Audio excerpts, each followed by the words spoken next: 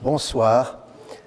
Je voudrais d'abord remercier l'abbé Maouet et l'abbé Marot pour leur gentil accueil et pour les mots qu'ils ont prononcés. Et je me réjouis de participer à cet extraordinaire début de semaine et début de carême.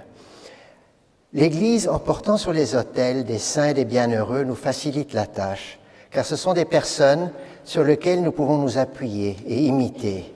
Et dans certains cas, ce sont même des personnes qui ont vécu près de nous ou en même temps que nous. Qui n'a pas connu ou une fois rencontré Saint Jean-Paul II, peut-être pour certains Padre Pio ou Mère Teresa et bien d'autres. Nous pouvons quasiment toucher ces personnes et ainsi leur exemple est beaucoup plus facile à suivre pour répondre à notre vocation à tous d'arriver un jour à la sainteté. Je suis donc heureux de vous présenter ce soir la vie de mes grands-parents, qui est un de ces exemples. En préparant cette petite conférence, alors que je connais assez bien leur vie, j'ai été effaré de voir, en compilant de nombreux ouvrages historiques, il y en a environ 200, ainsi que la Positio qui fait 2000 pages, la Positio étant le résumé du procès de béatification de mon grand-père, combien leur vie est liée à l'histoire du XXe siècle. Et donc, en retraçant leur itinéraire sur Terre, je vais essayer d'illustrer par des témoignages ou des expériences personnelles qui ils étaient réellement et quel fut leur cheminement. Les vies de l'empereur et de l'impératrice sont absolument indissociables de leur foi. Peu de temps avant la mort de Charles, il disait à son épouse « Toujours et en toutes choses, je m'applique à connaître aussi clairement que possible la volonté de Dieu et ensuite à la suivre aussi complètement que possible. » Et c'est justement cette soumission à la volonté de Dieu qui fait de lui un chef d'État exceptionnel malgré un des règnes les plus courts de l'histoire, c'est-à-dire seulement 2 ans. Mon grand-père est né à Persenbeek en Autriche le 17 août 1887 et il n'aurait en fait jamais dû régner parce qu'à l'époque, l'empereur était François-Joseph qui a régné 67 ans. Il n'a eu qu'un seul fils, qui était l'archiduc héritier Rodolphe, assassiné à Mayerling. Son frère Maximilien, qui aurait dû succéder, renonce au trône pour devenir empereur du Mexique, où il est fusillé par les révolutionnaires. Le troisième frère, dont je descends, l'archiduc Charles-Louis, décède. Puis son fils aîné, l'archiduc François-Ferdinand, fait un mariage morganatique et est assassiné à Sarajevo en 1914. Son second fils, l'archiduc Otto, décède déjà en 1906. Charles est l'aîné de l'archiduc Otto et donc le petit-neveu de l'empereur François-Joseph, auquel il succédera sur le trône en 1916. C'est donc à cette succession d'événements incroyables qu'il doit le fait d'assumer cette lourde charge. On pourrait aussi penser que la Providence avait un plan pour lui, si on considère la prophétie faite par le pape Pie X à ma grand-mère en 1911 lors de sa visite officielle au Vatican. Citta s'était en effet rendu à Rome avec sa famille pour mettre son mariage à venir sous la bénédiction du Saint-Père. Et elle m'a raconté l'histoire suivante. Le pape Pie X lui accorda une seconde audience privée avec sa mère, la duchesse de Parme, et il dit à ma grand-mère « Vous allez épouser l'héritier du trône, je vous souhaite alors toutes les bénédictions. » Timidement, par 2 fois, ma grand-mère a tenté de répliquer que son fiancé n'était pas l'héritier, puisque François-Ferdinand devait succéder à François-Joseph.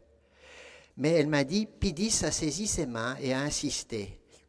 Et il a dit, « Et je m'en réjouis infiniment, parce que Charles est la récompense que Dieu a réservée à votre famille et à l'Autriche pour tout ce qu'elles ont fait pour l'Église. » Et puis il a rajouté cette phrase en 1911. « Lorsque vous serez impératrice, il faudra tout faire avec Charles pour terminer la guerre. » Soit 3 ans avant le début de la Grande Guerre. Alors ma grand-mère était encore très jeune et en sortant du Vatican avec sa mère, elle s'est adressée à elle et lui a dit « Dieu merci, le pape n'est pas infaillible en matière de politique. » La duchesse de Parme est restée muette. Pensait-elle que le pape avait mesuré l'exact sens de ses propos? Alors, prophétie ou pas, en tout cas entre les 2 guerres, ma grand-mère a versé cette anecdote au dossier de béatification de Pie X. Le père de mon grand-père, l'archiduc Otto, je dois le confesser, était malheureusement un sympathique fêtard dont certains actes étaient rapportés avec délice dans toute la société viennoise. Sa mère, Maria Josepha, une princesse de Saxe, était très pieuse et parfois horrifiée des scandales créés par son mari. Elle essayait donc de protéger ses deux garçons, Charles et Maximilien, de l'influence de leur père, et de ce fait, ils furent tous les deux élevés et éduqués de façon très stricte. Dès l'âge de 4 ans, mon grand-père se rendit compte des souffrances de personnes moins fortunées que lui, et il essaya de les aider. Il demanda aux domestiques de sa maison de pouvoir travailler pour gagner de l'argent pour les pauvres. Il vendit ainsi aussi des fruits et des légumes de leur potager pour donner le prix de vente à ceux-ci. Il organisa aussi des loteries à leur bénéfice et donna même la plupart de ses habits, ce qui même pour un archiduc n'était pas si nombreux, et c'était un peu à l'horreur de sa mère. Du côté de ma grand-mère, son père fut l'ultime duc régnant de Parme dans cette grande mosaïque italienne de petits duchés et royaumes. Ayant eu 12 enfants de son premier mariage avec la princesse Maria Pia des Deux Siciles, au décès de celle-ci, il se remaria avec la princesse Maria Antonia de Bragance, fille de Don Miguel, roi du Portugal. Celle-ci était une femme forte avec beaucoup de personnalité, je l'ai encore bien connue, qui donna également 12 enfants au duc de Parme, dont la petite Zita, qui naquit le 9 mai 1892 à Pianore, en Toscane, près de Lucques.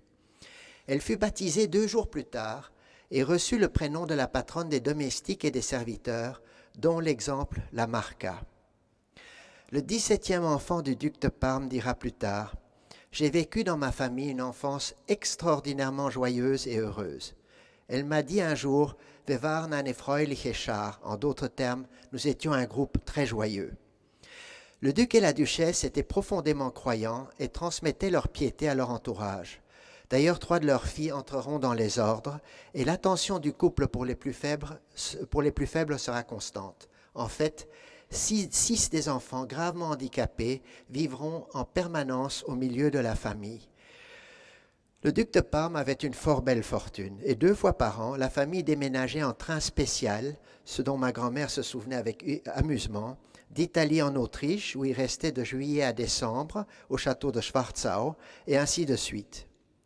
Robert de Parme était cultivé, intelligent, grand lecteur et éduquait partiellement lui-même ses enfants, ce qui n'était pas du tout courant à l'époque.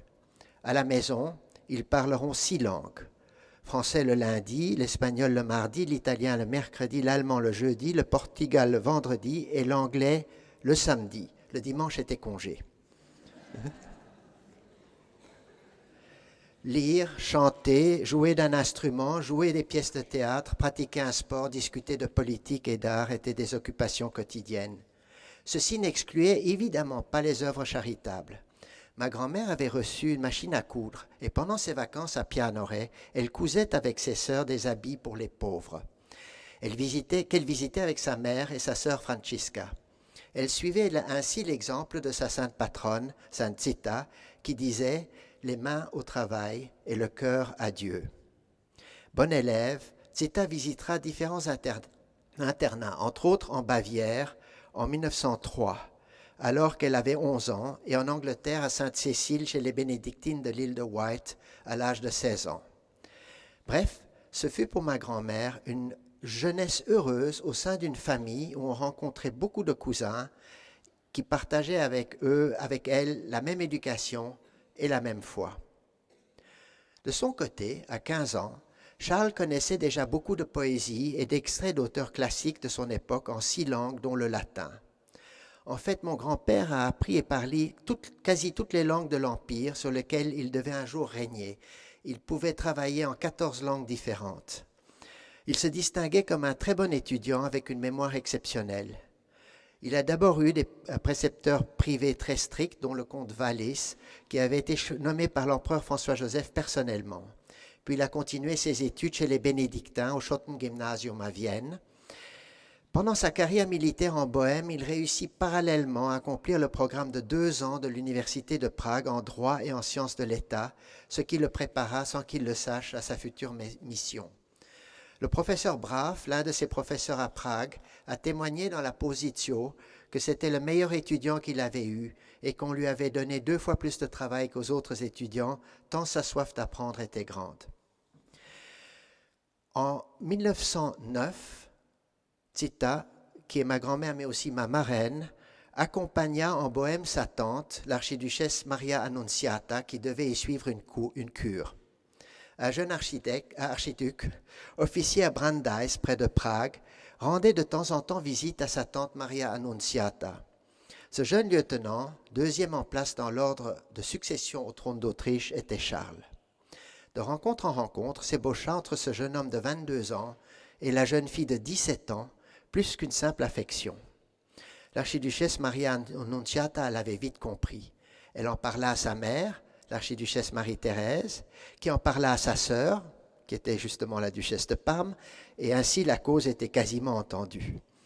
De plus, de l'autre côté, l'empereur François-Joseph en 1910, voulant assurer la continuité de la dynastie, puisque les enfants de l'archiduc François-Ferdinand ne pouvaient pas régner à cause du mariage morganatique, convoqua son petit-neveu, et il ne faut pas se choquer parce que il faut bien remettre ça dans le contexte de l'époque.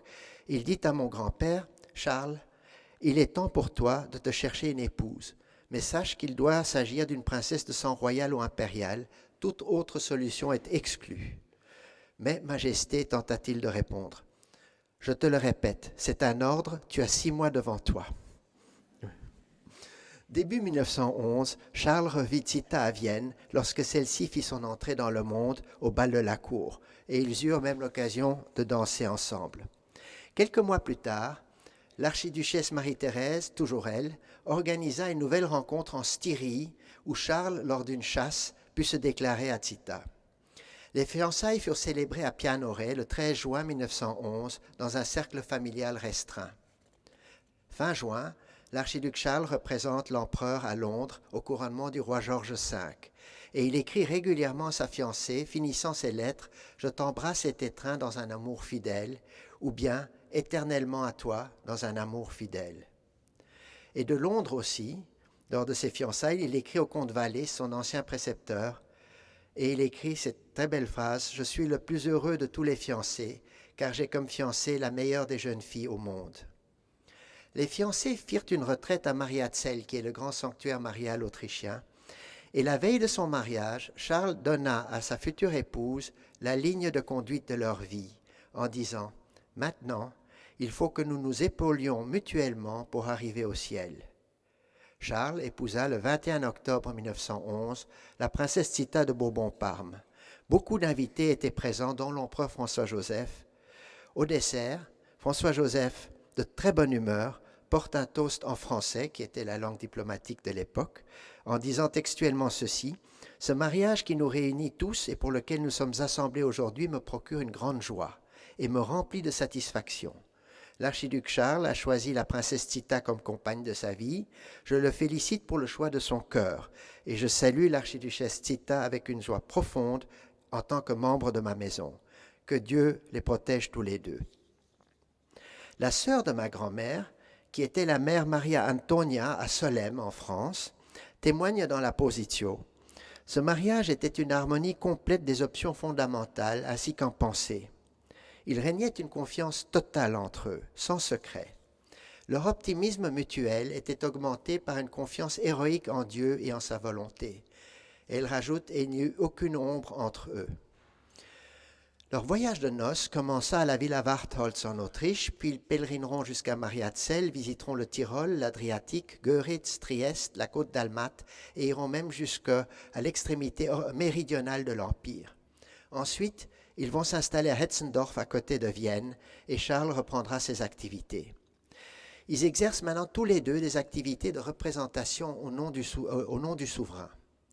Le couple conserve cependant une simplicité naturelle. Reçu à Hetzendorf en 1913, le général Margutti, aide de camp de l'empereur, raconte « La naissance d'un fils avait encore augmenté la félicité des deux époux, dont les manières affables et sans morgue, jointes au bel exemple de vie familiale qu'il donnait, leur avaient concilié tous les cœurs. » En passant par tous les grades, ayant été caserné dans différents pays, incluant l'Autriche, la Bohême et la Pologne, Charles fut nommé au début de la Première Guerre mondiale dans le haut commandement de l'armée.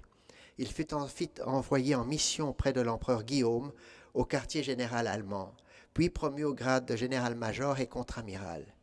À partir de ce moment-là, il entreprit principalement des visites de troupes et se tint à la disposition de l'empereur François-Joseph. Début 1916, il fut promu au grade de Feldmarschall, vice-amiral et commandant de corps d'armée. L'archiduc Charles ne fut pas impliqué politiquement dans le début de la guerre. L'empereur lui dit « Je vais devoir faire des choses pour lesquelles tu ne porteras pas la responsabilité, et cela devant témoins. » Comme militaire, il était considéré comme un camarade loyal, un chef intelligent et un homme pieux. C'était un bon officier, figure de père pour ses hommes. Lors de chaque inspection, il montait au front et faisait rapport à l'empereur de la situation exacte, bonne ou mauvaise. Tout le monde s'accorde à dire aujourd'hui, et les historiens en premier, que les vraies causes du déclenchement de la Première Guerre mondiale sont les nationalismes existants au début du XXe siècle et, évidemment, le jeu des alliances. La cause ultime ayant été l'assassinat de l'archiduc François-Ferdinand, l'archiduc héritier, et de son épouse à Sarajevo. J'ai demandé à ma grand-mère comment elle avait vécu cela. Et peu de temps après, elle m'a donné un livre qui s'appelle Die Spur führt nach Belgrad, la piste mène à Belgrade. Et elle m'a dit, sans en avoir la preuve, elle était sûre que les Prussiens qui voulaient la guerre avaient intercepté certains télégrammes de l'empereur François-Joseph aux Serbes et en avaient changé les termes afin d'obliger les deux parties à une rapide escalade des ultimata. Durant la guerre, Zita, systématiquement, inspecte les maisons de repos et les hôpitaux, d'abord dans la capitale, puis derrière les lignes du front. Elle rapporte directement à François-Joseph et signale toutes les carences. À Vienne, un service de collecte à domicile a été créé sous son patronage. Et entre décembre 1914 et avril 1915, elle réunit des vêtements à l'intention des nécessiteux pour une somme d'environ 1,5 million de couronnes, ce qui à l'époque était considérable. Le 11 août 1915, pour son activité, la jeune femme recevra la médaille du mérite de la Croix-Rouge. L'empereur François-Joseph décède au milieu de la guerre le 21 novembre 1916. Charles, devenu empereur, a hérité de la guerre avec la couronne. On peut le comparer à un avion en feu qui est en train de tomber. Le pilote a un infarctus et le copilote, mon grand-père, essaye d'enrayer la chute. L'historien anglais Gordon Brooke Shepherd l'a résumé en une formule expressive. Charles avait besoin de réformes pour imposer la paix, et il avait besoin de la paix pour imposer des réformes, avant de rajouter lapidairement, le problème se révéla insoluble. Zita devint à 24 ans impératrice et fut couronnée reine apostolique de Hongrie le 30 décembre 1916. Selon le témoignage de ma grand-mère, ce couronnement a été l'un des jours les plus importants de la vie de son mari, car il était par l'onction. Il ne faut pas oublier que l'onction royale correspond à l'onction d'un évêque, donc donne la force à la personne pour faire sa mission. Donc il était investi par l'onction d'une mission par l'Église au nom de Dieu. Durant cette cérémonie et par son serment, tout le peuple lui est confié. Et il devait ainsi vivre pour lui, se sacrifier, prier et souffrir pour lui. Ce serment était sacré pour le roi Charles, ce qui explique les tentatives de restauration à la fin de sa vie. Durant la cérémonie, selon la tradition, après celui du roi vient le sacre de la reine. Le roi se tourne vers le primat et lui dit « Éminence, nous vous prions de bénir l'épouse unie à nous devant Dieu et de la toucher avec la couronne royale pour la louange et la glorification de notre Seigneur Jésus-Christ. » Agenouillé, Zita bénéficie des mêmes onctions que Charles. L'évêque de Veszprém place sur sa tête, la couronne fabriquée en 1867 pour la reine Élisabeth, que certains d'entre vous connaissent mieux sous le nom de Sissi. Pendant que le primat dépose la couronne de Saint-Étienne sur son épaule droite, allégorie de l'union du roi et de la reine, en disant « Reçois la couronne de la souveraineté, afin que tu saches que tu es l'épouse du roi et que tu dois toujours prendre soin du peuple de Dieu. Plus haut tu es placé, plus tu dois être humble et rester en Jésus-Christ. Chrétiens fervents, enfants soumis de l'Église, les deux souverains étaient pénétrés de la dimension mystique de ce sacre. Désormais, ils portaient devant Dieu la responsabilité de la Hongrie. Charles et Zita étaient un vrai couple et s'étaient juré fidélité et soutien, pour le meilleur et pour le pire, devant Dieu et devant les hommes. Le pire était à venir. Devenu empereur, Charles était concerné par la vie même de ses soldats ainsi que par leurs conditions de vie. Il limogea immédiatement le feldmarschall Konrad von Hötzendorf, qui envoyait ses hommes à la boucherie. Il créa les maisons pour les soldats afin qu'ils puissent récupérer et acheter à bas prix des objets pour leurs besoins. Il supprima les maisons douteuses qui parfois suivent les armées. Il supprima le duel. Il supprima les punitions corporelles. Il créa un fonds pour les familles des soldats blessés ou tués. Il interdit l'emploi du gaz dans les tranchées que les Prussiens continuaient à employer. Il interdit le bombardement des populations civiles et des villes et ainsi sauva entre autres Venise. Mais un militaire doit aussi être un stratège. Et là, les historiens sont aussi d'accord. Son sens de la stratégie a été un élément essentiel dans les victoires autrichiennes en Roumanie, ce qui a arrêté l'avancée des troupes russes, ainsi que lors de l'offensive austro-hongroise sur le front italien à Folgaria. Mon grand-père était un militaire de carrière dans l'âme, mais il détestait la guerre. Et voyant en 1914 la jubilation de la population au déclenchement de la guerre, il dit à ma grand-mère « Je suis officier, mais je ne comprends pas comment les gens qui voient partir leurs proches à la guerre puissent ainsi s'enthousiasmer. » D'ailleurs, son premier acte politique devenu empereur fut un manifeste, une forme de décret, An meinen Völker, à mes peuples, où il dit dans un des premiers articles qu'il allait tout faire pour obtenir une paix honorable. « Aucun homme, dit-il, ne peut justifier la guerre devant Dieu, je vais l'arrêter le plus vite possible. » Mais les difficultés que confrontait l'empereur dans ses efforts pour terminer la guerre étaient nombreuses et augmentées par son honnêteté intellectuelle. Étant absolument intègre lui-même, il avait confiance que les autres agissent de même et certains en profitèrent. Le premier problème qu'eut le jeune empereur et dont il n'était pas conscient était que la plupart des chefs d'État n'avaient aucun désir de finir rapidement la guerre et d'arriver à la paix, car ils avaient un plan secret de démanteler l'empire austro-hongrois et d'assimiler certaines de ses parties. L'Angleterre voulait la maîtrise des mers et donc du commerce, donc elle n'avait aucun intérêt à ce que la guerre s'arrête. La Russie voulait annexer la Serbie et une partie des Balkans. L'Italie voulait notre Sud-Tyrol. La France voulait l'Alsace-Lorraine et ainsi de suite. Le second obstacle était le haut commandement allemand qui voulait le contrôle de la double monarchie, aussi bien que celui dans l'Empire allemand. Et eux les maréchaux allemands pensaient gagner facilement cette guerre. Mon grand-père était au courant du fait que l'Allemagne avait le plan d'envahir l'Autriche et de prendre le contrôle de l'empire des Habsbourg. Il savait aussi que Guillaume II ne s'opposerait pas à ses officiers supérieurs. Si ceux-ci avaient été au courant de l'extension des plans de paix de Charles, ils auraient très rapidement envahi l'Autriche. D'autres problèmes surgirent dans son propre gouvernement. Certains même de ses ministres, comme le comte Tchernin, le trompèrent plusieurs fois, bloquèrent ses programmes de réforme et finalement rendirent inutiles ses efforts de paix. Et malgré ça, malgré cet échec apparent, il est appelé l'empereur de la paix. Pourquoi ? Évidemment, à cause de ses nombreuses tentatives de paix, mais aussi à cause d'une paix intérieure avec sa conscience et avec Dieu, puisqu'il partagea les souffrances de ses sujets dans l'Empire et fit tout pour les diminuer. Zita a soutenu et épaulé son mari durant la guerre et ensuite, évidemment. Outre les visites aux hôpitaux et aux pauvres, elle montrait avec l'empereur l'exemple. Comme les horreurs de la guerre continuaient, Charles coupa tout luxe dans ses palais. Les chevaux de la Hofburg, ainsi que les calèches, furent mis au service des pauvres pour apporter de la nourriture et du charbon. Lui et sa famille ne mangeaient que du pain noir, et les rations diminuaient pour eux comme pour les autres personnes dans l'Empire. Souvent, l'empereur ne mangeait, d'après des témoins, que 2 fois par jour de petites rations, une fois tôt le matin et parfois 18 heures plus tard le soir. Les seules vacances qu'ils prirent furent de voyager souvent avec l'impératrice voir ses sujets, les consoler, les encourager et chaque fois que possible faire des dons. Entre 1914 et 1918, en 2 ans de règne, Charles effectue 56 déplacements en Autriche-Hongrie, dont 30 au front.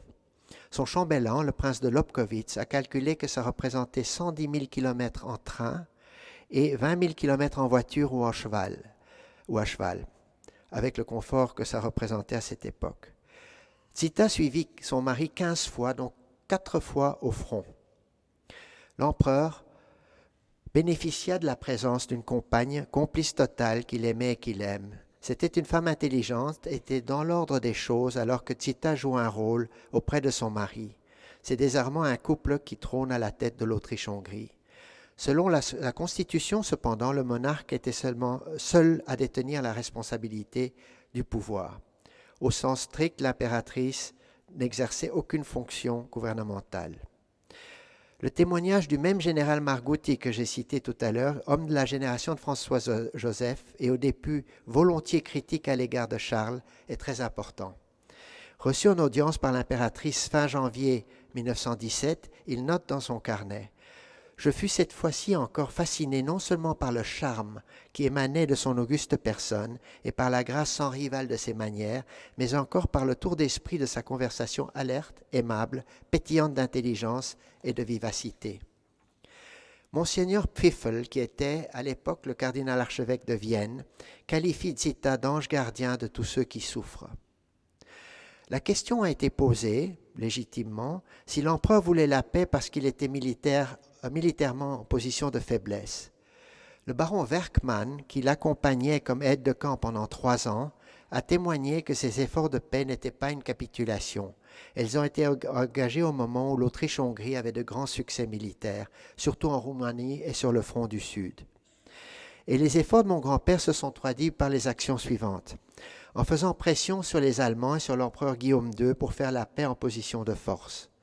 En soutenant le pape Benoît XV, qui avait fait un appel à tous les dirigeants, et en essayant de façon diverse de contacter les Alliés pour l'ouverture de négociations secrètes afin de trouver une solution pacifique à la guerre.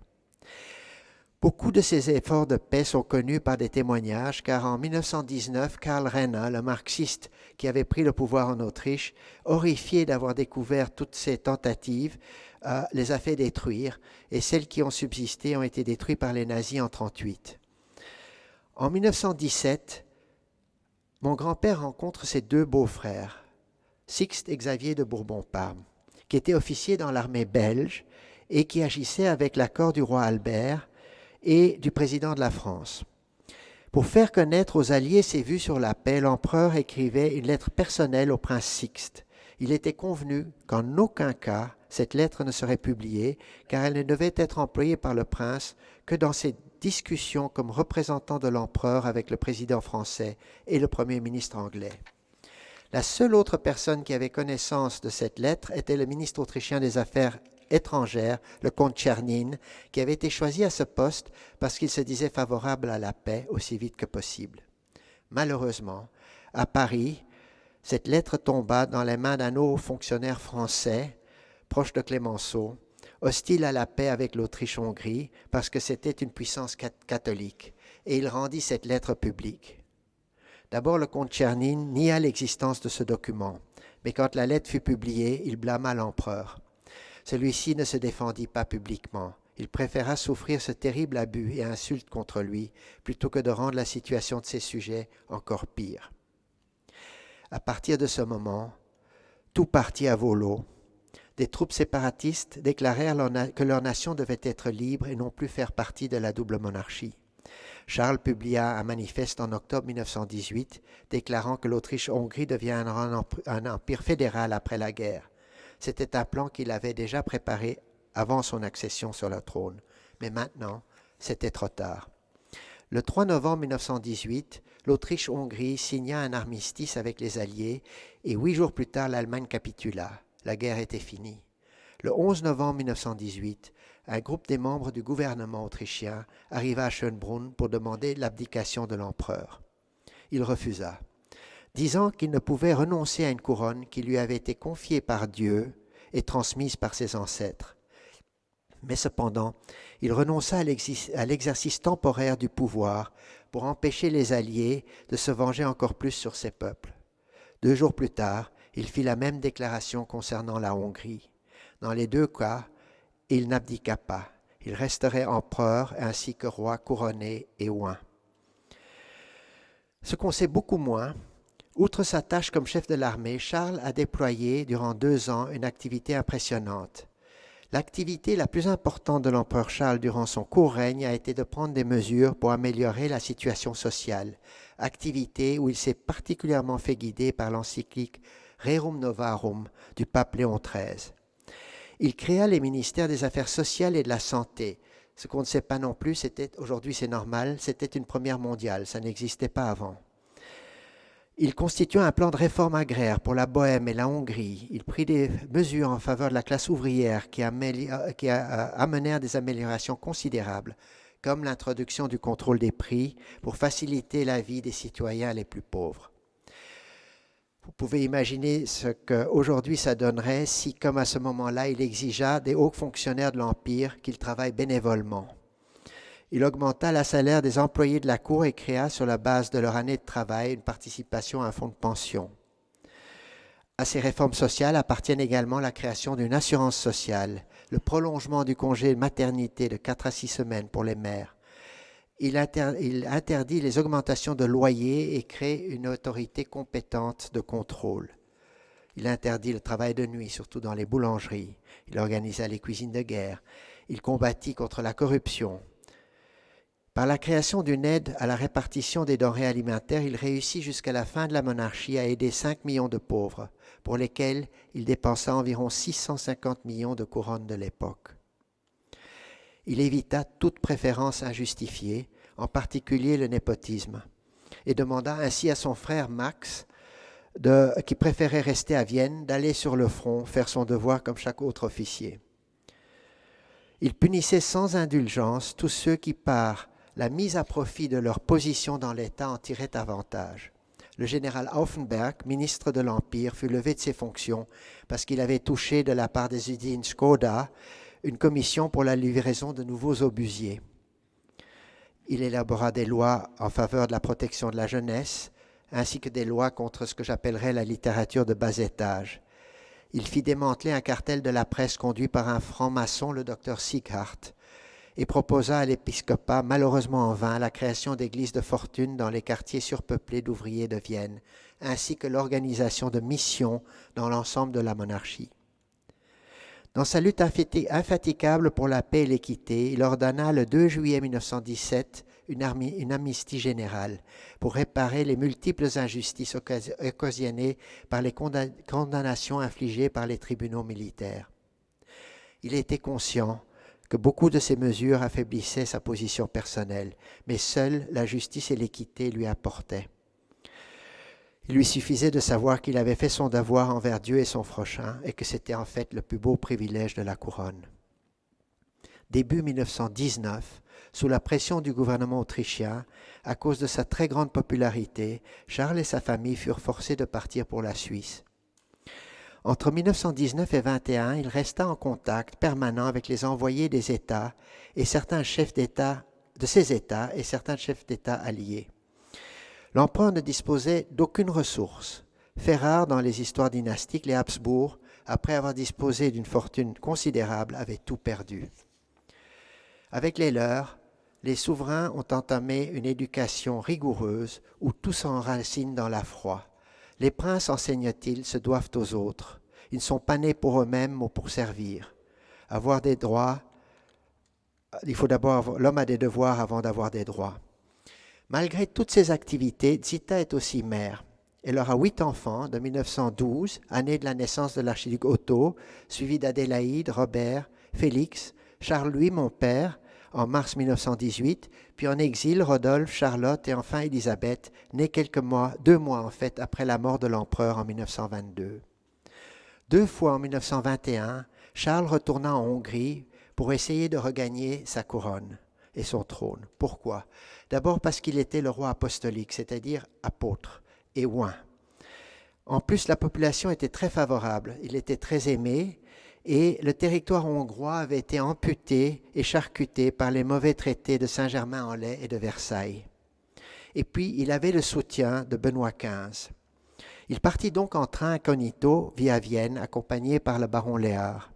Il fut assuré de la loyauté de l'amiral Horthy, qui était le régent, et de ses ministres, et se rend à Budapest et parle pendant 2h30 seul à seul avec Horthy. L'amiral le convainc de retourner à Steinamanger pour éclaircir la situation. Mais Horthy trahit pour garder le pouvoir. Il prévient la petite entente, qui était la Tchécoslovaquie, la Roumanie et la Yougoslavie, ainsi que les forces alliées. Il brandit la menace de guerre civile. Et le roi repart vers la Suisse le 24 mars, après 12 jours en Hongrie. Et pendant ces 12 jours, il a pu se rendre compte que seul Horthy et certains membres de son gouvernement étaient contre son retour. Mais il avait le soutien massif de la population et de l'armée. Il fit une seconde tentative quelques mois plus tard pour les mêmes raisons, mais en plus, à ce moment-là, il avait le soutien de la France. Entre-temps, Aristide Briand était devenu président du Conseil et il craignait une renaissance de la puissance prusse et voulait donc un contrepoids à l'Est. Donc en octobre de la même année, Charles prit un avion avec son épouse pour la Hongrie. C'était un voyage épique, mais je n'ai pas le temps de vous le raconter. Atterrissant dans la propriété d'un sujet loyal, toutes les garnisons aux alentours se rallièrent à lui. Une armée fut levée et ils avancèrent vers Budapest. Leurs trains et leurs troupes rencontrèrent les troupes de l'amiral Horthy. En fait, ce n'étaient pas des soldats, c'étaient des étudiants et des cadets auxquels Horthy avait menti, leur disant que c'étaient des Tchèques qui envahissaient la Hongrie. Les troupes du roi étaient en surnombre, mais mon grand-père interdit à Léard d'ouvrir le feu pour éviter de faire couler le sang de ses sujets. L'amiral Horthy demanda à nouveau une trêve, prétextant d'éviter une guerre civile en Hongrie, et il donna au roi sa parole d'honneur qu'il retirerait ses troupes et négocierait le retour de Charles sur le trône. Vous voyez ici cette photo que j'aime beaucoup. Mon grand-père faisait arrêter tous les jours le train et un prêtre venait et il avait la messe, ils étaient à genoux sur les rails et c'était une chose qui se passait chaque jour pendant cette marche vers Budapest. La trêve fut acceptée par mon grand-père, mais Horthy prit l'avantage de ce temps gagné et captura les troupes loyalistes qui avaient interdiction de tirer, ainsi que leur équipement et finalement le roi et la reine qu'il livra aux Alliés. Les Britanniques prirent l'empereur et l'impératrice sur un de leurs bateaux sur le Danube qui les amenèrent au port de Sulina en Roumanie. Là, ils furent transférés sur un autre bateau à vapeur, le Cardiff, qui les emmena en mer vers une destination inconnue. Le voyage vers l'exil fut très pénible pour le couple impérial. Ils étaient séparés de leurs enfants, ne sachant pas quelle serait leur situation future. On leur supprima le réconfort de la messe et des sacrements, qui étaient pour eux une joie quotidienne. On leur confisqua tous leurs moyens financiers pour survivre. Et après 3 semaines de captivité sur le bateau, ils furent finalement informés que leur destination était Madère, petite île portugaise. À Madère, les difficultés continuèrent. Ils n'avaient pas d'argent pour leur vie quotidienne. Et quand finalement les enfants furent réunir leurs parents en février 1922, Charles et Zita durent quitter faute de fonds le petit hôtel de Funchal pour une petite maison non chauffée prêtée par un banquier de Lille, connu sous le nom de Monte. Cette maison se trouve dans les hauteurs. J'ai été la voir, c'est à 700 mètres au-dessus de la mer. Il y a beaucoup de vent et de mauvais temps.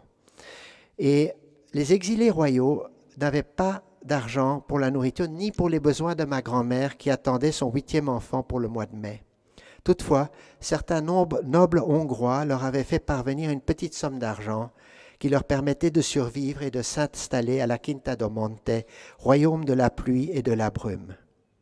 Une lettre qui a été retrouvée, qui se trouve dans la Positio, d'une domestique portugaise qui se trouvait là, explique mieux que tout quelle fut leur vie là-haut. Et je vais vous la lire parce que ça vaut la peine. Nous nous sommes transportés de Funchal sur la montagne où il n'y avait presque pas de meubles. Il a fallu emprunter presque tout à l'hôtel Victoria. Notre linge, la vaisselle, la verrerie n'étaient pas encore arrivés. Nous avons été obligés de nous faire prêter cela aussi par l'hôtel. En dehors de cela, toujours du brouillard, de la pluie, de l'humidité. Sur ces montagnes, on a froid. Ici, nous n'avons pas de lumière électrique, rien qu'un WC, de l'eau seulement au premier étage et en bas à la cuisine. Pour se chauffer, on n'a que du bois vert qui fume constamment. La maison est très humide et partout cela sent le moisi et chacun peut voir sa propre respiration. Les moyens uniques de transport sont les autos ou les bœufs qu'on ne peut pas se payer.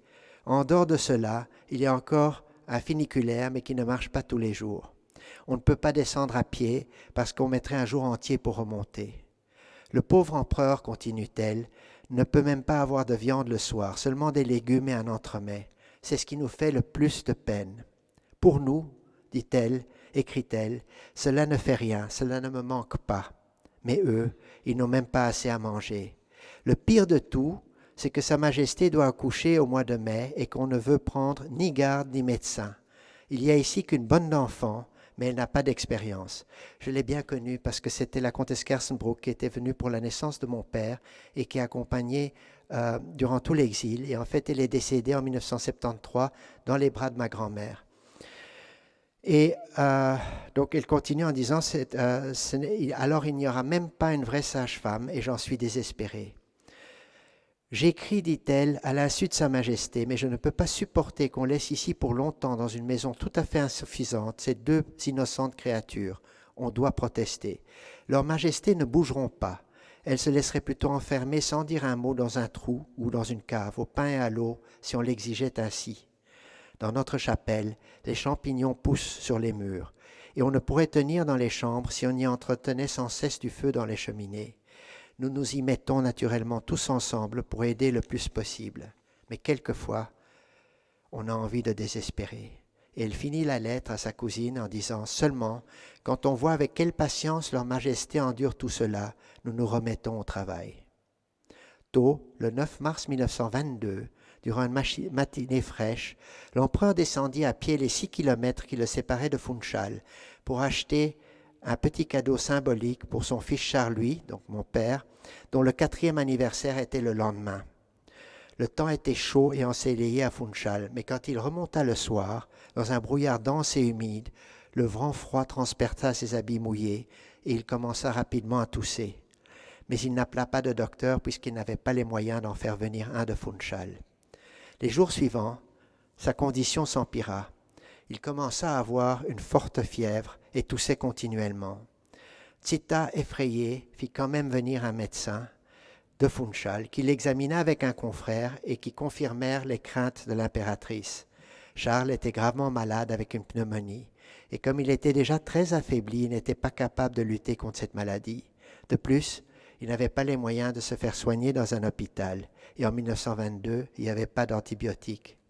Tout ce que les deux docteurs pouvaient faire était de lui donner des injections de camphre et de caféine pour soulager son cœur, d'appliquer des cataplasmes de moutarde, de lui donner de l'oxygène pour respirer et finalement de le saigner.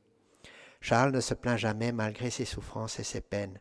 En effet, il se souciait plus des troubles que son infirmité causait aux autres et était concerné par plusieurs de ses enfants et la plupart de son personnel puisqu'ils étaient également malades. Tsita resta à ses côtés durant toute sa maladie, le réconforta, le soigna et pria avec lui. Charles passait la plupart de son temps en prière, priant pour sa vie, mais particulièrement pour son fils aîné Otto qui hériterait de la couronne. Il pria aussi pour ses sujets, qu'il aimait comme un père aime ses enfants, et pour tous ceux qu'il avait trahis et envoyés en exil. Le soir avant de mourir, Charles murmura « Je dois souffrir ainsi afin que mes peuples se réunissent un jour à nouveau. » Ces dernières heures furent aussi assombries par le fait de mourir si loin de sa patrie. Il se souvenait des rives du Danube, près de son lieu de naissance, où il avait joué comme enfant, du petit pavillon de chasse de Reichenau, où il avait passé des jours heureux avec sa famille, et puis du beau pays de Hongrie, où il y avait peu de temps avant fait une dernière tentative de restauration. Le dernier matin de sa vie, il murmura à Tsita, « Je désire tant rentrer avec toi. Pourquoi est-ce qu'il ne nous laisse pas rentrer à la maison ?» Les minutes passent. Charles demande au prêtre de recevoir la Sainte Communion et il reçut le sacrement de l'extrême-onction. Il essaya d'embrasser le crucifix qu'il tenait dans ses mains, mais il était trop faible pour le faire. Charles dit encore à son épouse « Ich liebe dich unendlich » « Je t'aime infiniment ». Puis il rajouta « Nous nous retrouverons dans le cœur de Jésus ». À peu près 10 minutes avant de mourir, regardant le Saint-Sacrement, il dit « Que ta sainte volonté soit faite ». Jésus, Jésus, viens. Oui, oui, mon Jésus. Et puis il murmura une dernière fois encore, Jésus, et il mourut. Il était à peu près midi, le samedi 1er avril 1922, il n'avait que 34 ans. Zita lui ferme les yeux. Avec un chapelet et un crucifix, elle joint ses mains. Agenouillée avec Otto, elle prie et sanglote. Il lui faut toute sa foi pour accepter. Dieu lui a demandé le pire des sacrifices. Dans la chapelle, la famille récitait le rosaire et Zita leur fait part que tout est fini. L'impératrice, ce jour-là, portait une robe rose. Ce fut la dernière fois qu'on la vit habillée de couleur. L'empereur Charles a été jugé par l'Église. 55 ans d'études ont mené à la conclusion qu'il avait pratiqué les vertus jusqu'à l'héroïcité, ce qui a amené sa béatification par le pape Jean-Paul II le 3 octobre 2004. Durant la cérémonie, le pape dit « Le devoir essentiel du chrétien est le suivant. En toute chose, rechercher la volonté de Dieu, la reconnaître et ensuite agir. » Cet objectif quotidien était celui de l'homme d'État et chrétien Charles de la Maison d'Autriche. Il était un ami de la paix. De sa perspective, la guerre était une chose épouvantable. Au milieu des tourments de la Première Guerre mondiale, arrivé au pouvoir, il essaya de développer les initiatives de paix prises par mon prédécesseur Benoît XV. Le pape continue en disant « Depuis le début, l'empereur Charles a compris que son devoir de souverain était un saint service à ses peuples. Son but principal était de suivre sa vocation de chrétien à la sainteté, également dans sa mission politique. Par conséquent, il était très important pour lui que l'amour du prochain soit traduit dans les lois sociales. » Et le grand pape finit par cette exhortation, qu'il soit pour nous tous un exemple, surtout pour ceux qui aujourd'hui en Europe ont une responsabilité politique. Après les obsèques, le 5 avril, l'impératrice, toujours sans moyens, n'a plus rien à faire à Madère. Mais juste avant de quitter Madère, elle avait écrit, elle était très proche de Solesmes, j'en parlerai plus tard. Elle avait écrit à la mère supérieure de Solesmes pour lui aviser que son mari était décédé. Et il reçut une lettre en retour de la mère supérieure qui était la mère Claire de Livron, abbesse de Sainte-Cécile, et qui est datée du 15 mai 1922, et qu'une religieuse de Solesmes m'a remis il y a 1 an et demi. Et cette lettre que ma grand-mère a écrite est très belle. Profondément, dit-elle, touchée par la si belle lettre que vous m'avez écrite à l'occasion de la mort de l'empereur, je viens vous en remercier de tout cœur. Ah oui, Dieu lui a rendu son trône et sa couronne que les hommes lui avaient si injustement ravis. Mais quel trône et quelle couronne changée! Plus d'épines, fini les persécutions et les calomnies. Au lieu d'elle, la béatitude éternelle, la couronne promise aux saints. Et elle continue. L'empereur est heureux au ciel auprès du bon Dieu, qu'il a tant aimé sur cette terre, et de la main duquel il avait toujours accepté avec égale reconnaissance les joies et les douleurs. Le bon Dieu, l'ayant trouvé mûr pour le ciel, est venu le chercher pour lui donner cette meilleure part que personne ne peut lui ôter. Quant à moi, continue-t-elle, il m'a laissé le calvaire à gravir, puisque je ne l'avais pas fait jusqu'ici. Elle continue sa lettre en disant « Je voyais bien avec bonheur, mais aussi, je l'avoue, avec angoisse, l'âme de l'empereur se perfectionnait rapidement et toujours davantage, et je me disais souvent « Où cela va-t-il finir ?» Et pourtant, pendant ce temps, voyant qu'il n'avait pas besoin de mon aide, je me laissais aller toujours davantage. Maintenant, me voici terriblement puni, puisque je dois faire seul le chemin que j'aurais si bien pu faire ensemble avec l'empereur. » Elle finit la lettre en disant à la mère supérieure « Je vous prie, madame, de ne pas m'oublier dans vos prières, afin que j'arrive à secouer ma torpeur et qu'avec énergie et constance, j'atteigne le but où, près de Dieu, l'empereur m'attend déjà. » Quelle clairvoyance et quelle humilité. Le 19 mai, 1 mois et demi après la mort de Charles, Zita et ses enfants quittent l'île direction l'Espagne. Le 31 mai 1922, elle mettra au monde son 8e enfant, la petite Élisabeth. Alphonse XIII lui avait offert l'asile et avec le roi d'Angleterre, il avait dû batailler ferme pour faire admettre cette décision par la conférence des ambassadeurs. À Paris, le 2 avril, Jacques Bainville, historien, notait dans son journal « Un Habsbourg meurt de pauvreté et Guillaume II vit dans une retraite dorée » parce que lui avait accepté de l'argent pour abdiquer.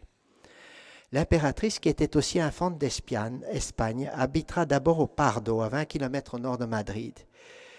Ma grand-mère vient d'atteindre ses 30 ans. Elle est veuve de l'empereur d'Autriche, mais l'avenir des Habsbourg repose sur elle. Elle est impératrice et reine de Hongrie. Elle est la mère du futur empereur et roi. Sa vie s'articule désormais autour de ces axes. Veuve, Zita n'aura jamais l'idée de se remarier. Elle aura vécu un seul amour qui aura rempli toute sa vie. Symbole de cette fidélité, elle portera le deuil durant le restant de ses jours, soit 67 années. Elle sera des pieds à la tête vêtue de noir. Ce sentiment est inséparable de sa foi profonde. En fait, Zita se sent surnaturellement unie à son mari. Tous les jours, elle l'invoque dans ses prières, plus intensément quand se présentent des difficultés.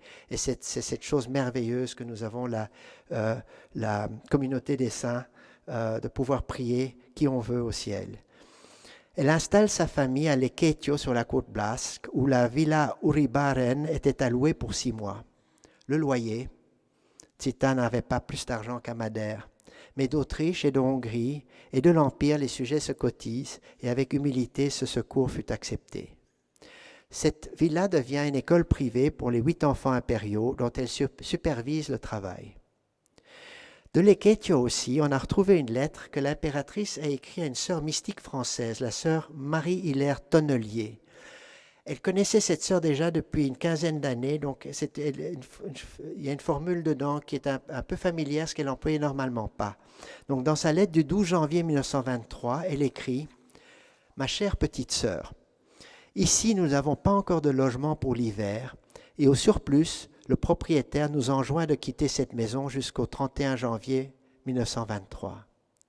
Le bon Dieu, qui donne une branche aux oiseaux, trouvera bien un toit pour nous abriter. » Elle rajoute, « Le bon Dieu fait si bien toutes choses, et nous en avons eu tant de preuves que plus que jamais, on s'abandonne entièrement à la providence. C'est si agréable. On fait son possible, mais sans agitation aucune. Cela ne réussit pas? Bien. Alors c'est que le bon Dieu a une autre solution en vue. On continue. Si cela réussit, alors c'était cela, sinon on continue encore. Les pauvres gens qui ne connaissent pas l'amour de Dieu pour ses créatures et qui se rendent la vie si amère par leurs soucis que je les plains. C'est extraordinaire de voir le degré héroïque de foi et de soumission à la volonté de Dieu qui sont exprimés ici par une personne qui n'a pas de maison pour loger sa famille et ses 8 enfants, qui est veuve depuis moins d'1 an, qui n'a pas d'argent, qui a été trahie et exilée. Il fallait cependant, après quelques années en Espagne, songer aux études universitaires. Et elle a choisi pour ses enfants l'université catholique de Louvain. Et ainsi, l'impératrice déménageait une nouvelle fois avec toute sa famille vers la Belgique, dont la reine Élisabeth était sa cousine germaine. Ce séjour belge dura un peu plus de 10 ans, d'abord à Bruxelles, pour quelques mois chez le comte Hippolyte Thurs, puis au château de Ham à Stennekerzeel, où elle aménagea fin janvier 1930. Son rôle de régente finit avec la majorité à 18 ans de l'archiduc Otto, mais elle restera toute sa vie son conseiller le plus écouté et respecté. Mon oncle dira lui-même que c'était un partenariat à 50-50%. Ces années aussi, les années 30, correspondent à la montée de Hitler en Allemagne avec l'Anschluss de l'Autriche à l'Allemagne. Ma grand-mère se tenait au courant de tout, politique, économie, etc., et elle avait un très bon jugement. Mon père m'a raconté l'histoire suivante. En 1932, il avait écouté sur la radio allemande, qu'on pouvait capter en Belgique, un discours de Hitler enthousiasmant. Et il courut chez sa mère pour lui dire « J'ai trouvé ça extraordinaire ». Et ma grand-mère a dit à mon père, donc mon père avait 14 ans à l'époque, que cet homme, Hitler, n'était pas bon et qu'il finirait mal. Donc elle avait une vision politique beaucoup plus éclairée que certains qui dirigeaient les pays européens à ce moment-là. Les contacts avec le courageux chancelier autrichien Engelbert Dollfuss, puis après son assassinat par les nazis avec son successeur Kurt von Schuschnigg, furent nombreux, car tous deux considéraient que seul le retour des Habsbourg pouvait unifier le pays et empêcher le Anschluss à l'Allemagne. La famille restait très populaire en Autriche.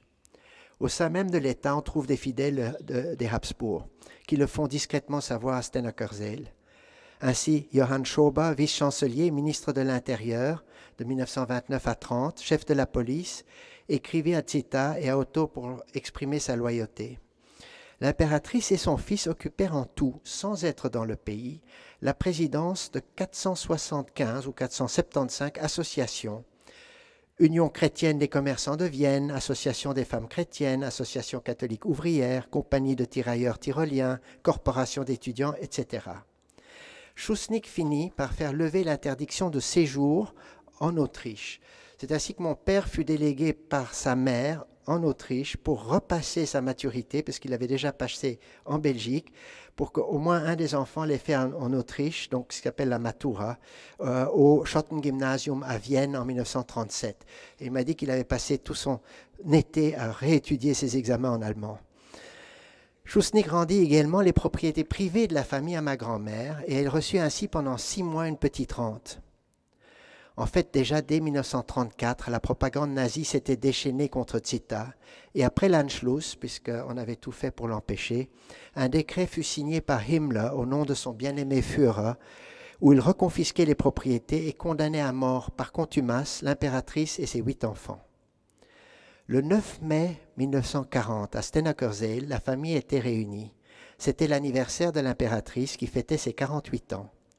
Mais cette date se trouve être aussi celle où, après 8 mois de drôle de guerre, l'état-major de la Wehrmacht lança ses panzers dans une course folle qui, à travers la Belgique et la France, les conduisit 5 semaines plus tard sur les plages de l'Atlantique.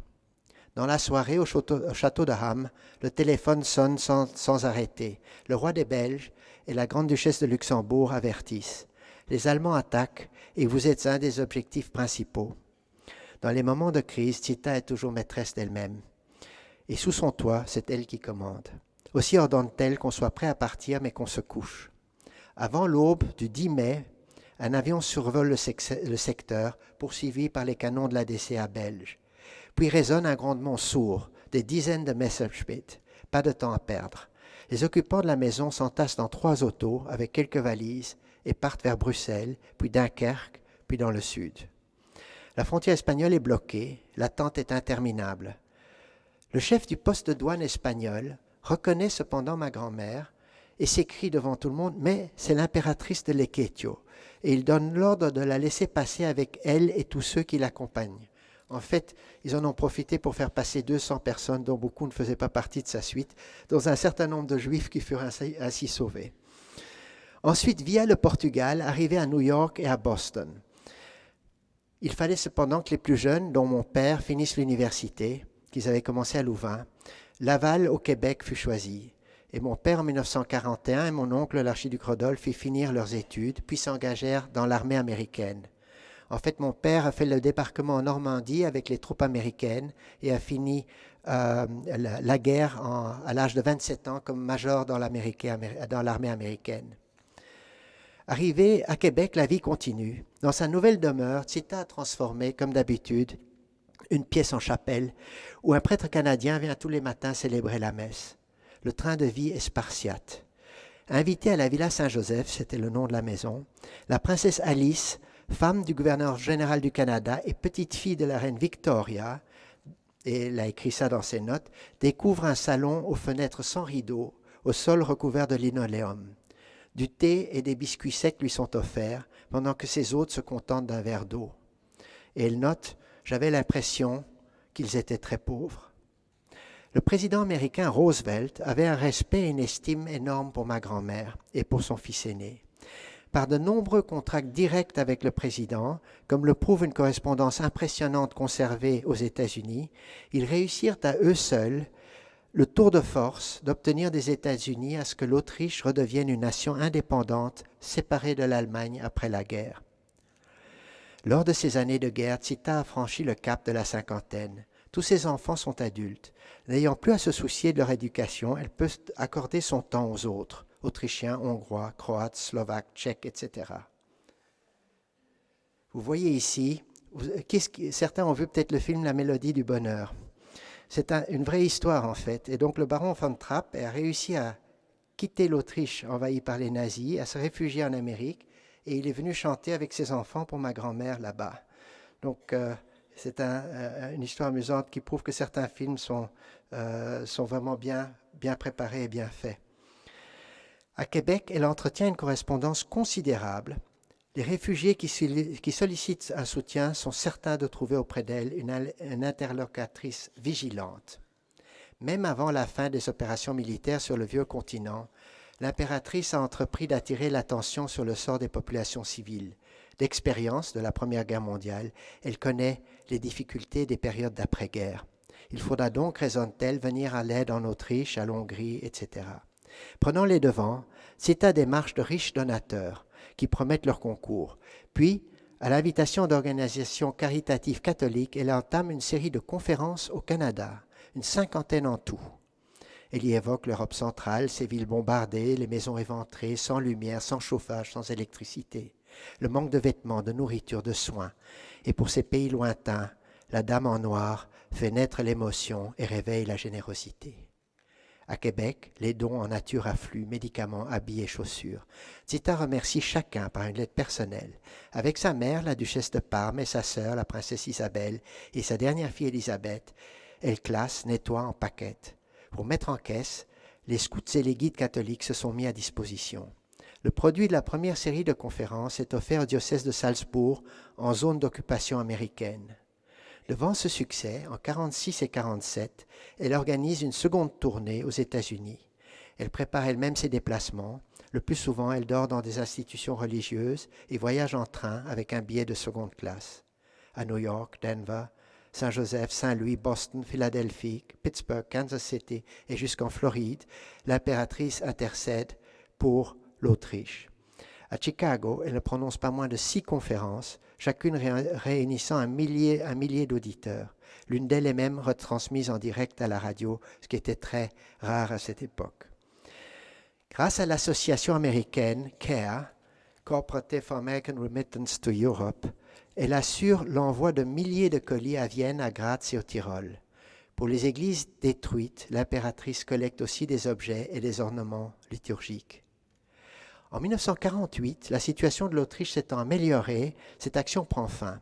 Mais en même temps, à Québec, les religieuses annoncent à Zita leur intention de récupérer la Villa Saint-Joseph. Une nouvelle fois, il faut déménager. Où? Otto parcourt le monde donnant des conférences, publiant des articles pour gagner sa vie. Adélaïde et Élisabeth se trouvent en Europe où elles s'emploient au service des réfugiés. Les autres sont installés en Amérique. Félix dirige une société à Mexico. Et puis respectivement entrepreneurs financiers et assistance sociale, Charles-Louis, Rodolphe et Charlotte travaillent tous les 3 à New York. C'est donc de là qu'elle a intérêt à se rapprocher. Et à Noël 1948, elle emménage à Tuxedo, qui est à une 60aine de kilomètres de New York. Son dernier acte politique fut en 1949 d'obtenir du Sénat américain, et ça c'était très malin de sa part, au lieu d'inviter des sénateurs, elle a invité 40 épouses de sénateurs pour expliquer la situation dans le vieux continent. Et ces dames ont dû très très bien parler à leur mari, parce que grâce à cela, l'Autriche fut inclue dans le plan Marshall, qui était le grand plan américain pour reconstruire l'Europe. C'est donc grâce à ma grand-mère que l'Autriche a pu bénéficier des subsides outre-Atlantique. De 1949 à 1952, elle fit plusieurs voyages en Europe, car ses enfants commencèrent à se marier. D'abord en 1949, la plus jeune, l'archiduchesse Élisabeth, puis mon père, puis l'archiduc Otto à Nancy, et ainsi de suite, à l'exception de l'archiduchesse Adélaïde qui resterait célibataire, et puis elle a eu 33 petits-enfants. Vous voyez ici votre conférencier de ce soir, campé fièrement dans les bras de sa marraine et de sa grand-mère. C'est une photo qui a été prise vers 1952 aux États-Unis. Le centre de gravité de sa famille s'étant redéplacé vers l'Europe et sa mère, la duchesse de Parme, étant devenue très âgée, Zita revint en Europe et s'installa en 1953 au Luxembourg, où son frère, le prince Félix, était le mari de la grande-duchesse. Elle s'est installée au château de Berg pour y soigner sa mère. En 1959, la duchesse Maria-Antonia décède à l'âge de 97 ans. L'impératrice habita alternativement chez l'un ou l'autre de ses enfants et s'installa ensuite avec la comtesse Kersenbruck, dont j'ai déjà parlé, c'est la personne qui était venue pour la naissance de mon père en 1917 dans la famille. Elle s'installa d'abord à Davos en Suisse, mais le cœur de la dame de compagnie ne supportait pas l'altitude des 1600 mètres, et l'évêque de Coire lui proposa de s'installer dans un couvent toujours dans les Grisons suisses, à 800 mètres d'altitude, au Sankt Johannes Stift à Zitzers. Elle y vécut 27 ans jusqu'à sa mort en 1989.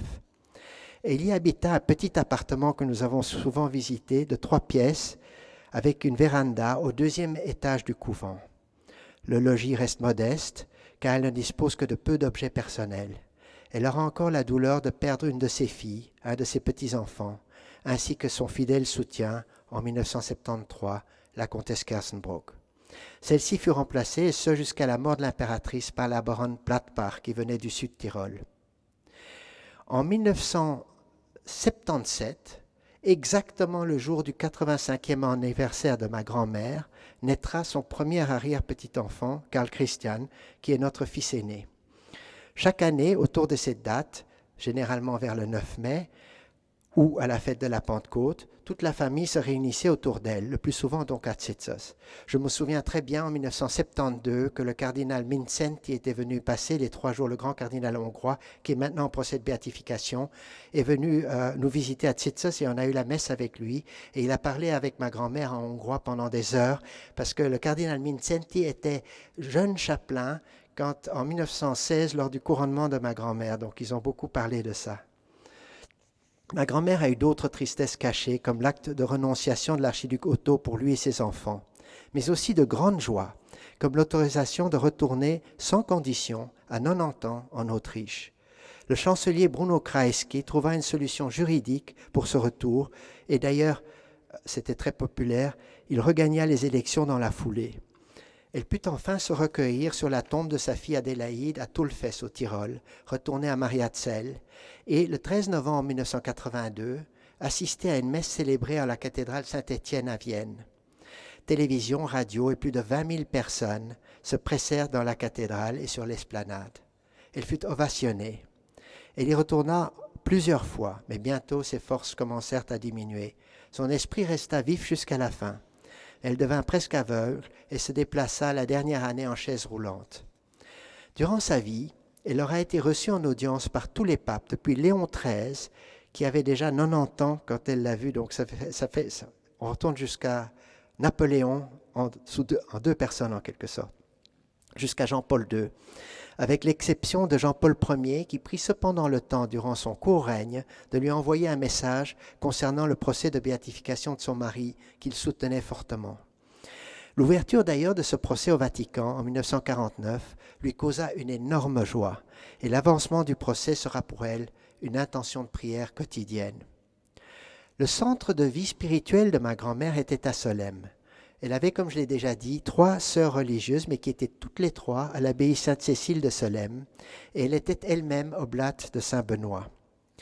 Les archives de Solesmes montrent que sa première visite, comme enfant, fut en 1899, et son dernier contact fut un appel téléphonique avec la révérende mère supérieure début 1989, soit une période de 90 ans de contact continu avec Solesmes.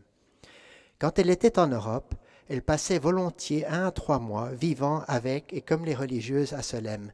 Elle avait reçu une autorisation spéciale du pape Pie XII pour pouvoir faire cela. Le 10 mars 1989, elle commença son agonie. Elle reçoit les derniers sacrements, ou le sacrement des malades, et décède le 14 mars, comme l'abbé Marot nous l'a rappelé, 1989, entourée de certains de ses enfants et belles-filles. Elle fut enterrée à Vienne le 1er avril, date anniversaire de la mort de l'empereur Charles, comme impératrice et reine apostolique. Plus de 250 000 personnes assistèrent aux cérémonies, sans compter les radios et les télévisions du monde entier. Selon son souhait, après avoir été embaumée, son cœur rejoignit celui de son mari au caveau familial de Moury en Suisse, et elle fut elle-même inhumée à la crypte des Capucins à Vienne. Une foi inébranlable, une espérance sans faille, un caractère bien trempé, un sens extraordinaire du devoir, et puis ce qui m'a vraiment impressionné, une absence totale d'amertume. Un amour de la vérité lui ont donné des forces pour faire face durant toute sa vie à des épreuves continuelles et pour porter un fardeau qui aurait terrassé n'importe qui d'autre. Le 10 décembre 2009 fut ouvert officiellement au Mans, qui est le diocèse de Solesmes, le procès de béatification de celle que l'historien français Jean Sévillat appela si justement Tita, impératrice courage. Merci beaucoup. Merci. Merci beaucoup. Est-ce que vous voulez poser des questions? Oui, vous voulez le dire? Je le fais, oui, d'accord, merci beaucoup. Merci.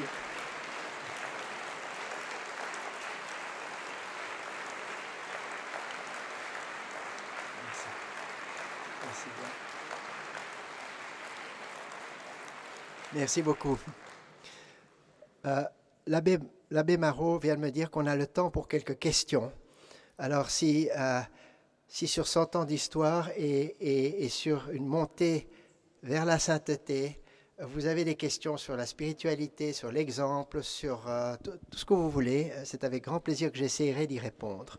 Et il y a un micro-baladeur là.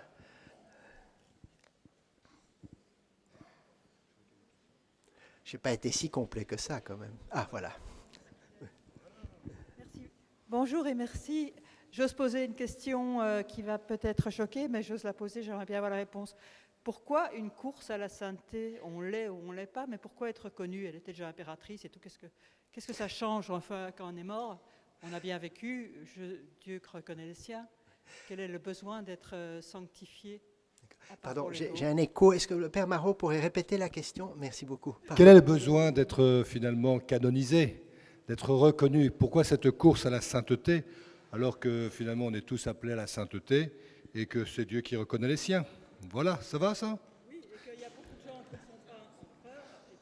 Beaucoup de gens qui ne sont pas empereurs et qui sont... On ne cherchera pas à les canoniser parce qu'ils sont inconnus. Pardon, je n'ai pas tout entendu de nouveau, mais je crois que vous posez la question pourquoi elle devait devenir sainte, c'est ça?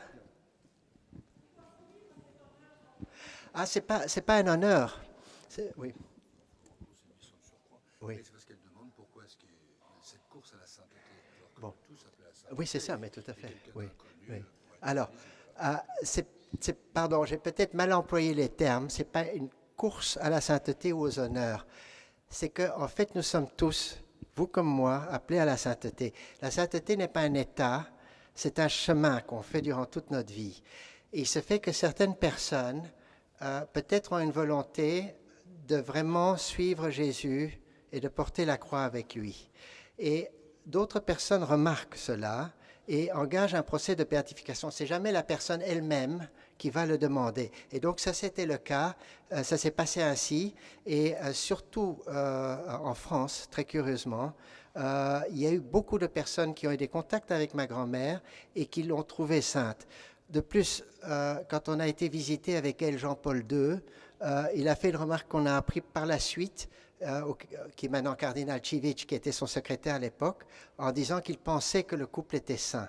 Donc il avait remarqué dans l'attitude et dans tout ce qu'on lui avait rapporté qu'il faisait de tout pour suivre Jésus. Et ça, c'est au fond le chemin vers la sainteté. Mais ce n'est pas le chemin le plus facile, hein, et ce n'est pas une course aux honneurs. Et en fait, la personne ne va jamais savoir, enfin elle le sait au ciel, mais sur terre, elle n'a jamais aucune idée qu'elle va peut-être devenir sainte. Je vous raconte une petite histoire. J'étais un jour à Saint-Gall et il y avait une messe pour mon grand-père pour prier pour sa béatification. Et je ne sais pas, j'étais un des rares membres de la famille présents.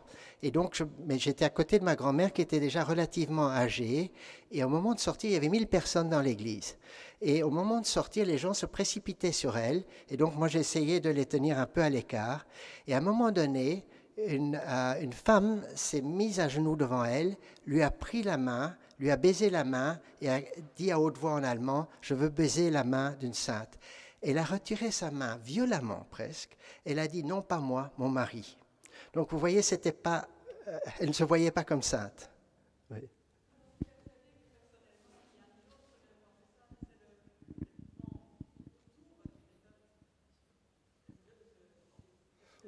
Excusez-nous, on ne vous entend pas là maintenant. On va avoir une autre question et je vous rejoins, madame. Je vous remercie, Monseigneur, pour ce que vous avez dit. Vous avez raison. On était en Autriche lors de la mort de votre grand-mère. On a été ahuris dans l'Autriche moderne de voir cette foule et cette attirance à la cathédrale Saint-Stéphane. Mais je voulais vous demander une précision. Pour être béatifié, il y a un procès et il faut des exemples et je pense 2 exemples, des miracles. Et donc, je serais intéressé de savoir sur quelle base s'est reposé le procès en béatification. Parce que la vie, c'est clair, elle est exemplaire, c'est la trace de Jésus. Mais quels sont les exemples qui ont permis la béatification?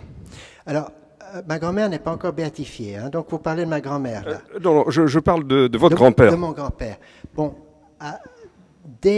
déjà ces sujets, les 5 millions de pauvres, pour commencer, qu'il a aidés, ont été des témoins vivants de ce qu'il a fait pour les autres. Et c'est déjà, si vous voulez, un premier pas. Mais il y a eu, dès sa mort, un mouvement en Autriche et surtout dans le Tyrol du Sud et en Hongrie. Les gens étaient absolument persuadés qu'il était une figure lumineuse et un serviteur, ce qu'un roi doit être en fait. Et donc, comment ça se passe? Normalement, 5 ans après la mort, parce que l'Église est toujours prudente, donc elle laisse un certain temps, il y a des documents, des témoignages qui sont collectés par un acteur et qui va en quelque sorte conduire le procès. Alors si c'est un religieux, comme Mère Teresa, c'est son ordre qui va être l'acteur. Quand c'est un laïc, c'est une association souvent. Et dans le cas de mon grand-père, c'est une association de l'Empire qui s'appelle la Gebetsliga, la Ligue de prière, pour la béatification et la canonisation. Et là, les témoignages viennent. Donc l'Église veut qu'il y ait une preuve, ou du moins un témoignage de réputation de sainteté. Donc, ce n'est pas 1 ou 2 personnes, c'est souvent des milliers de témoignages. Et ça, c'est la première étape. Ensuite viennent les faits historiques. Et là, il y a une commission des historiens qui est réunie sous l'égide d'un évêque, qui est le président en fait, pas seulement de la commission historique, mais également de ce procès. Pour ma grand-mère, c'est l'évêque du Mans. Et pour mon grand-père, il y en a plusieurs, puisque ça a duré 55 ans. Et donc, toute son histoire, toute sa vie doit être revue. Et par exemple, pour mon grand-père, ça a été retardé très longtemps, 10 ans de retard, à cause d'une femme qui avait prétendu que mon grand-père était un ivrogne. Et jusqu'à ce qu'on puisse prouver le contraire avec d'autres témoignages, on ne pouvait pas se dire qu'un chef d'État avait le droit d'être un ivrogne, surtout en temps de guerre, n'est-ce pas? Et donc, l'Église est très sérieuse parce qu'elle ne peut pas se permettre de se tromper. Et une fois que ça c'est fini, donc le procès historique, la réputation de sainteté, il y a encore le miracle. Et pour mon grand-père, c'est un très joli miracle. J'ai un jour, ma grand-mère a demandé à ma petite sœur, est-ce que tu sais quel était le miracle qu'a fait ton grand-père, reconnu par l'Église? Et ma sœur, qui était assez petite, dit, non, grosse maman, je ne sais pas. Alors, elle lui raconte qu'il y avait au Brésil, puisque l'Église est universelle, au Brésil, une religieuse grabataire, et qui avait une forme de gangrène dans les jambes. Et heureusement, 3 médecins non-croyants l'avaient analysé et avaient considéré qu'il était inguérissable. Et puis, les religieuses se relayaient dans ce couvent autour de son lit. Et un jour, c'était une petite religieuse autrichienne qui venait d'arriver et qui a commencé à lui dire « Mais il faut prier l'empereur Charles parce qu'il est très bon pour les malades. » Et la religieuse s'est redressée dans son lit et a dit « Un Habsbourg, ça, jamais !» Et le soir même, elle avait de telles douleurs qu'elle a supplié la petite religieuse autrichienne de prier mon grand-père. Et le lendemain matin, elle était à l'église avec les autres religieuses, entièrement guérie. Et ma grand-mère a alors demandé à ma sœur, et tu sais quel était le nom de cette religieuse? Et ma sœur dit non, grosse maman, je ne sais pas. Elle a dit, elle s'appelait sœur Zita. Tu vois qu'il ne m'a pas oublié complètement. Bonsoir, merci pour ce beau témoignage. Qu'est-ce que votre grand-mère, l'impératrice Zita, vous a dit personnellement qui vous a plus touché? Pardon, je suis de nouveau complètement sourd. Oui, oui. Un petit instant. Oui. Oui, d'accord. Oui, d'accord. Je ne peux pas dire une parole, mais je peux raconter une petite histoire peut-être. Un jour, j'allais avec ma famille à Tsitsos voir ma grand-mère. Et je rentre dans le salon et je tenais notre fils aîné, celui qui est né le même jour qu'elle, par la main. Et elle me voit de loin, elle me fait signe de venir, elle me dit « Est-ce que ton fils a fait sa première communion ?» Et je lui dis, mais non, grosse maman, il a 4 ans et demi et je ne suis pas sûre qu'il comprenne tout. Et puis bon, moi j'avais 30 ans à peu près. Et puis elle me dit en allemand, Kind die mal, mon enfant, assieds-toi. Et quand elle disait ça, on s'asseyait et elle disait, écoute.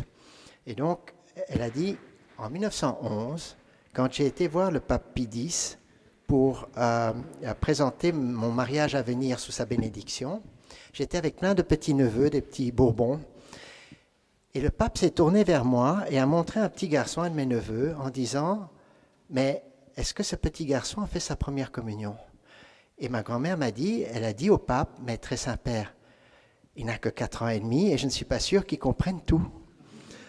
Et alors, le pape a posé au garçon quelques questions, 3 questions simples, surtout pour comprendre s'il voyait la différence entre le pain et le corps du Christ, entre le vin et le sang du Christ.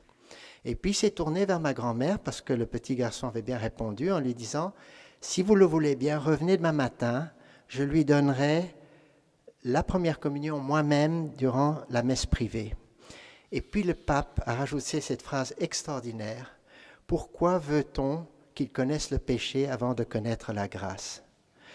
Et simplement en me racontant cette histoire, elle m'a fait comprendre que la communion des petits-enfants est essentielle parce que les grâces viennent d'abord et protègent contre le péché. Et notre fils que j'avais à la main a fait sa première communion à 5 ans lors de son anniversaire et celui de ma grand-mère en présence de ma grand-mère. Et puis il a été confirmé lorsqu'elle a eu 95 ans, le même jour que son anniversaire, donc aussi. Et tous les enfants ont fait leur communion très tôt grâce à cette parole qui m'a toujours beaucoup frappé. Oui. Merci beaucoup. Monseigneur, merci beaucoup pour ce témoignage et pour le respect que vous témoignez à vos ancêtres et à ce poids historique. Et c'est justement sur lequel je voudrais vous poser une question très personnelle. Je voudrais savoir, est-ce que vous pourriez partager avec nous votre ressenti quant à ce poids historique, mais aussi cette éminence spirituelle que vous avez vécu, que vous avez reçu de la part non seulement de vos grands-parents, mais aussi de vos parents. Mais quel était votre cheminement, votre développement personnel par rapport à ces 2 éléments? Personnel, d'accord. Je crois que j'ai à peu près compris. Merci. Oui. Alors, c'est une chose qui est très curieuse parce que comme enfant, on considère des grands-parents comme des personnes normales et immuables, n'est-ce pas? Et donc, moi, j'ai encore des photos que ma mère m'a données de ma grand-mère qui me pousse sur une balançoire. Donc, c'est quelque chose d'extraordinaire. Par contre, elle était toujours très pieuse, ce qui m'avait toujours impressionné. Elle priait toujours très fort. Et moi, je me disais toujours, mais c'est important à ce moment-là. Alors, vient la question de la transmission. On a évidemment des exemples, et c'est ce que les saints doivent nous donner. Et vient la question, à un moment donné, est-ce que je veux, moi, personnellement, m'engager dans cette voie? Est-ce que je vais dire un oui aussi? Et c'est toute la question. Et moi, j'ai eu cette chance extraordinaire. J'avais des parents, j'ai des parents, parce que ma mère vit encore, extraordinaires, qui m'ont toujours aussi transmis la foi qu'ils avaient reçue de leurs parents et de mes grands-parents. Et moi, j'ai eu ce qu'on appelle, ce qui existe quasiment plus aujourd'hui, la foi du charbonnier. Je n'ai jamais douté, je n'ai jamais eu un problème à ce niveau-là. Ceci dit, avec l'âge, on réfléchit de plus en plus sa foi et surtout, via une obligation, on doit la transmettre, surtout dès qu'on se marie et qu'on a des enfants. Et donc, on devient apôtre d'une certaine façon. Et c'est là qu'on doit, avec son épouse ou son époux, prendre des décisions très claires au moment des fiançailles et puis du mariage, de continuer la transmission. Et pour nous, comme avec mon épouse, on était absolument sur le même niveau, ça n'a pas été un grand problème. Alors nous avons essayé pour chacun de nos enfants, nos 8 enfants, de leur transmettre la foi que nous avons reçue gratuitement. Alors, c'est difficile parce qu'évidemment, nous avons eu plus facile que certains aujourd'hui, parce que la société est quand même dans une situation plus compliquée. Alors, plus que la parole, c'est l'exemple. Et déjà chez ma grand-mère, de temps en temps, elle racontait une histoire comme ça, mais elle ne prêchait pas. Et si des parents prêchent trop, parfois ils n'ont pas le résultat s'ils n'ont pas la vie totalement en adéquation avec ce qu'ils disent.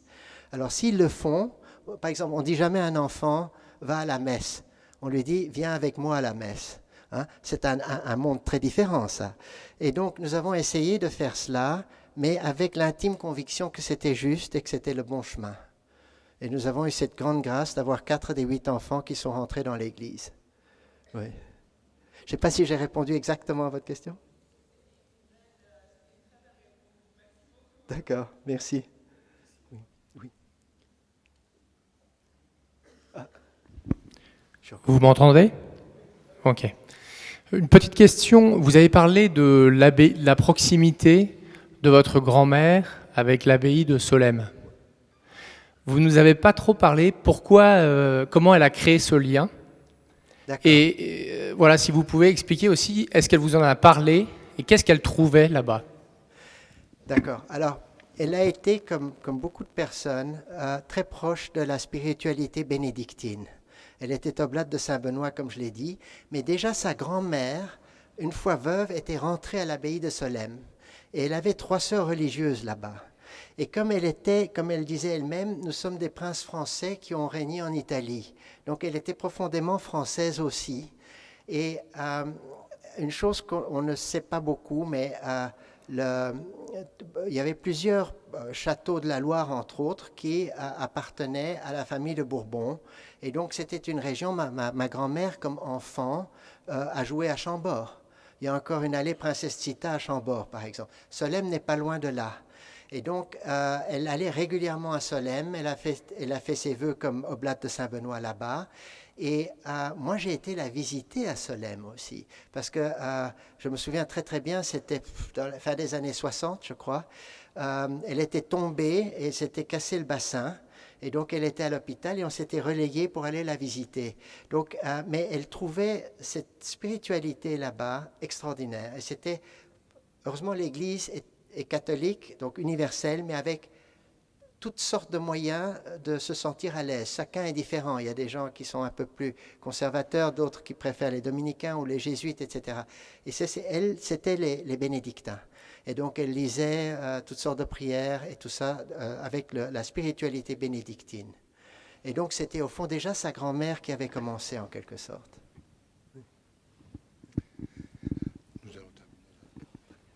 Un très grand merci, Monseigneur, de votre conférence de ce soir et de nous avoir donné en exemple vos grands-parents, le Charles et Zita d'Autriche. Peut-être pour je suis allé répondre à cette dame là-bas, mais vous savez que toute cette semaine où nous allons présenter des saints, ce n'est pas une médaille que nous recevons à la fin de notre vie, comme je vous l'ai déjà dit dans la préparation, c'est vraiment une mission de surcroît. C'est-à-dire ils sont donnés pour nous encourager à continuer à marcher sur les pas du Christ. Et donc toute cette semaine que nous allons vivre ensemble, c'est pour nous encourager, effectivement, à ne pas rester stationnaire, mais au contraire, de grandir dans l'amour. Vous savez, quand on dit qu'on aime et qu'on a assez aimé, c'est que là que ça ne va pas du tout. Quand on aime, on trouve toujours qu'on n'aime jamais assez et on peut toujours faire plus. Alors on va demander cette grâce pendant toute cette semaine de retraite de carême, à l'exemple de ces saints, les premiers présentés ici, qui sont en chemin de sainteté, qui sont en procès de canonisation et de béatification, mais on espère bien qu'ils seront canonisés un jour, pour qu'ils soient officiellement dans cette mission qu'il leur est confiée du haut du ciel pour nous appeler tous et nous encourager à la sainteté. Alors je demandais au frère Marc s'il veut bien venir s'approcher du micro pour que nous puissions conclure cette soirée. Sinon, je vous rappelle qu'à la sortie... Voulez vous asseoir, hein, Monseigneur. Oui. À la sortie, vous seront présentés des boîtes bleues, comme je le rappelais, pour couvrir les frais de cette retraite et de cette soirée. Mais sachez que ce qui va être confié ici dans les boîtes bleues ce soir reviendra à la fondation Zita. L'entièreté de ce qui sera versé sera pour la fondation Zita, en vue justement de ce procès de béatification et de canonisation. Il y a aussi 2 stands, on peut dire, de vente de livres. Vous pouvez vous y arrêter et prendre des moyens pour votre propre vie, notre propre vie, de pouvoir lire la vie de ces saints pour nous encourager sur ce chemin de la sainteté. Et je demande maintenant Ah, frère Marc, on va chanter ensemble, si tu veux, on peut chanter ensemble. Non, on va juste chanter, je crois. Tu peux nous laisser s'en aller dans la paix, si ça te va. Bien sûr. Oh, magnifique. Et tu nous bénis. Avec toi, on va venir ensemble. Maintenant, Seigneur, tu peux me laisser m'en aller dans la paix. Maintenant, Seigneur, tu peux me laisser reposer. Tu peux laisser son serviteur en paix selon ta parole. Car mes yeux ont vu le salut que tu prépares à la face des peuples. Maintenant, Seigneur, tu peux me laisser m'en aller dans la paix. Maintenant, Seigneur, tu peux me laisser reposer. Lumière pour éclairer les nations et gloire d'Israël, ton peuple. Gloire au Père et au Fils et au Saint-Esprit, pour les siècles des siècles. Maintenant, Seigneur, tu peux me laisser m'en aller dans la paix. Maintenant, Seigneur, tu peux me laisser reposer. Eh bien, à demain, et puis que le Seigneur vous bénisse, mais abondamment. Bonne nuit dans le Seigneur. Que le Seigneur, plein d'amour, vous bénisse, le Père, le Fils et le Saint-Esprit. Amen.